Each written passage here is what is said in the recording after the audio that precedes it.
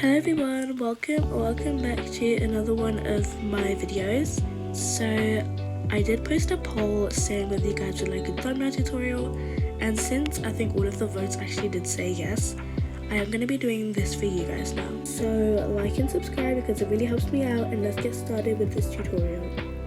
So right now I'm kind of just going to take screenshots of the characters and things I want to be in my thumbnail, which is by just finding an empty house with empty rooms, with at least one empty room, and you want to give it a green background.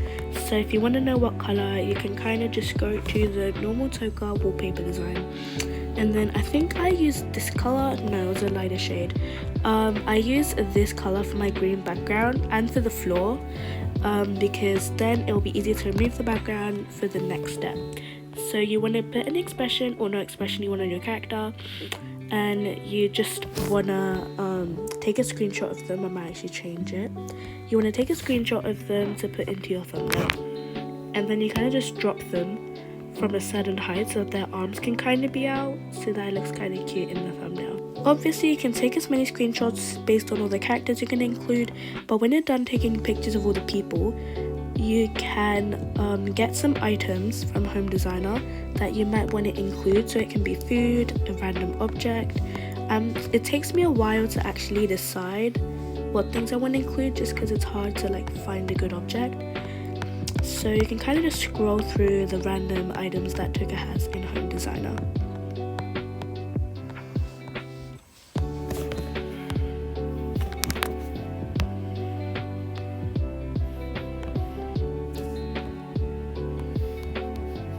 Okay, so right now I'm here in the Toca Mall because I'm going to use this Toca location as a background for my thumbnail, but you can like just get an online photo or screenshot another place in Toca that you want to put as the background of your thumbnail. Once you've screenshotted it, you can optionally crop it so the avatar buttons don't come in, but there will be a step where we do some cropping, which might be coming up next. So once you've taken a screenshot of your characters, the optional things that you want to put in it, and your background, these are the apps I'm going to use to edit my thumbnail. So if you want to go ahead and download them, you can, but CapCut I'm not going to use in this, that's just for editing my videos. But for the next part, you're going to open Pixar to edit your background. So when you're in Pixar, you're going to import the picture of the background that you've just taken a screenshot of. Then you're going to press tools at the bottom in the toolbar, and you're going to press crop, and you're going to crop it to YouTube size so that it can fit your thumbnail perfectly, which is the YouTube button over here, and it will crop it to the perfect size for your thumbnail. You can kind of move it up and down based on where and what you want to be in the thumbnail.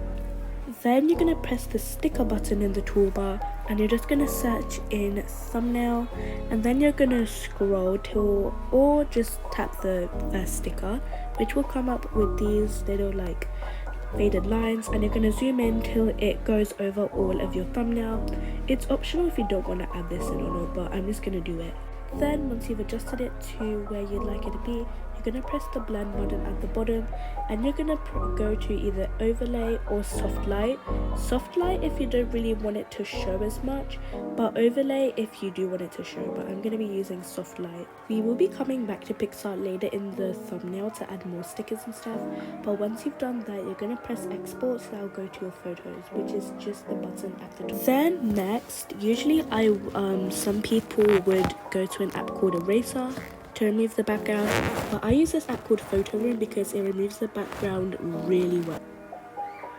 So this is the app I use to remove the backgrounds of like all of my people and stuff that I put in my thumbnails. But you're gonna import the picture of your people and your items, not your background.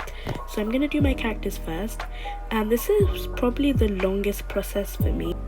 So when you remove the background of your person, you don't have to do it. There's a button at the bottom that says skip background removal if you don't want to remove the background, but you're going to tap the button that says transparent at the bottom, because then that will make sure that like the background is gone. Then this is optional, but you can add anything like a shadow or an outline and kind of just adjust that to what you'd like it to be. Then once you're done removing the background of all your people and your items, you're going to press export so it goes to your photos, and just know that the original photos and screenshots that you took with the green background, as long as you have the non-background one, you can delete the ones with the green background. And please just note that everything I use to remove my backgrounds and to do my thumbnails, everything I show you in this app, I use the free version. But there is a paid version for some of these apps if you want it to be better, but I use the free version. So if any of you are thinking, oh, I can't do this because she probably pays for stuff, I don't, so you can do this.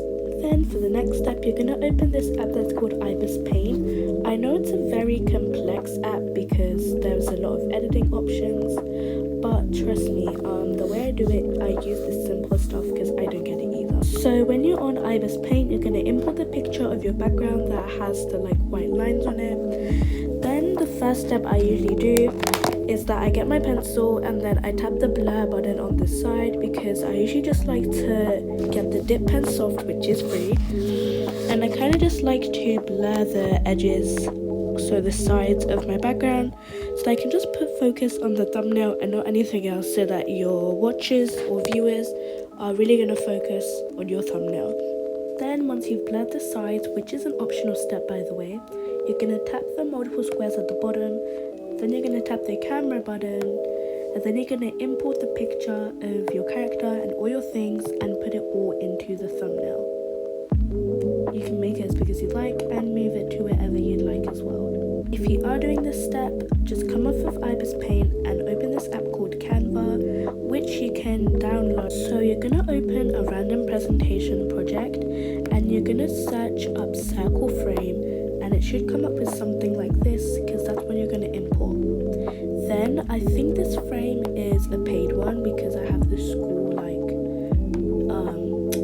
thing where it gives all of it to us for free, but you're going to get this bead frame.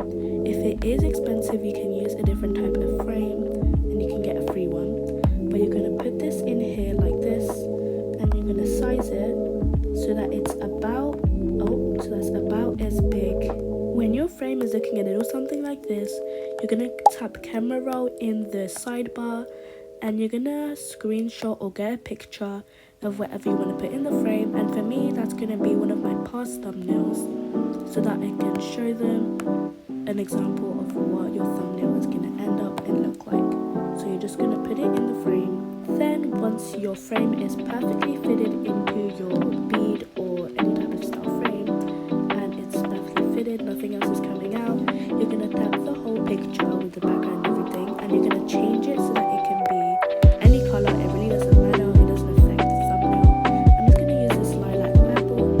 Then you're just going to screenshot it. It's fine if the background comes in because we're going to remove that. You're going to screenshot it, it will save to your photos, and it will remove the background. Then we're going to open photo room again and remove the background, tap transparent and export it to our photos so that we can put it into our thumbnail.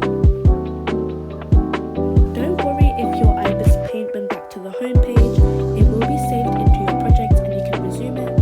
Then we're going to import the photo of our frame and put it into our thumbnail like so. The background of the purple or whatever color you chose should be removed.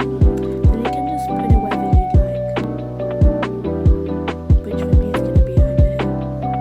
You're then going to tap this arrow at the sidebar at the bottom of your Ibis Paint page. Then you're going to tap save image, just tap OK, and it will be in your photo. You can also now delete all of the photos you've used in this. Also, just to say, we're not using pic collage in this, that's just there. But you're now going to open the app Fonto, because that is how we're going to add text onto our thumbnail. Once you've tapped the camera button at the bottom of your Fonto homepage, you're going to tap photo albums, which will come up with all your photos, and then you're going to tap the picture of your thumbnail, so the completed one, well, so far completed. You're then just going to tap any space on the thumbnail and then add text. Then you're just going to type in there. Once you've added in your text, you can make it as big as you like by sizing it.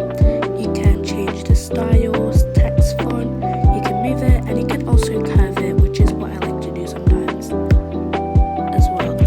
So you can add a simple stroke, which is just to get a coloured outline, or you can also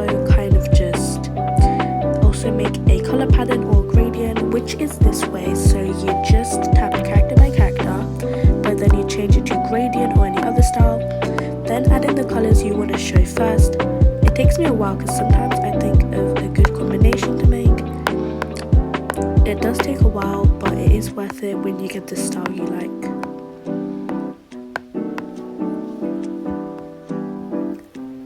So once you've added all of your text and emojis and objects, you're then going to save project so that you can always see it when you tap the camera button in projects. And then you're going to save image. You save the project first so that an ad doesn't come, then you save to projects. Moving on to our final steps. So our next one is we're going to go back into Pixar. So once you've imported the picture of your nearly finished thumbnail, you're going to go to stickers and you're going to search up overlay to get a bunch of good stuff for your thumbnail, like these stars, which I always add in over the text. So once you've added in all your stickers, before we move on to the next part, which is still in Pixar, I just want to say that these swells isn't from Pixar. I got them from It's Orny, because on one of her videos she did give a PNG on how to get them. So if you check out her tutorial, then you'll see. So you're going to scroll left on the bottom sidebar in Pixar and you're going to tap this button that says callouts, and then you're going to scroll to this outlay, I don't know what that was, design that kind of looks like this, and then you're just going to type in whatever you want. And once it's there, then you're going to size it and you can just pretty much put it wherever you want to. Then you'll export it with the button above and then move on to our final step. Then you're going to open this app that's called Color Tone, and it has a lot of cute filters that you can add to your photos and videos to make them look really cute. You can decide not to put a filter, but I am going to put one. So the free ones are called Seashells and Borough. There's more free ones, but I'm going to use these ones. Then if you press the filter again, you can make it so that it's a bit less intense, so that the filter doesn't come through as much. And then you can kind of just play around with it till you get the filter and the intensity. So I used seashells, I changed to seashells. But when you're done, you'll then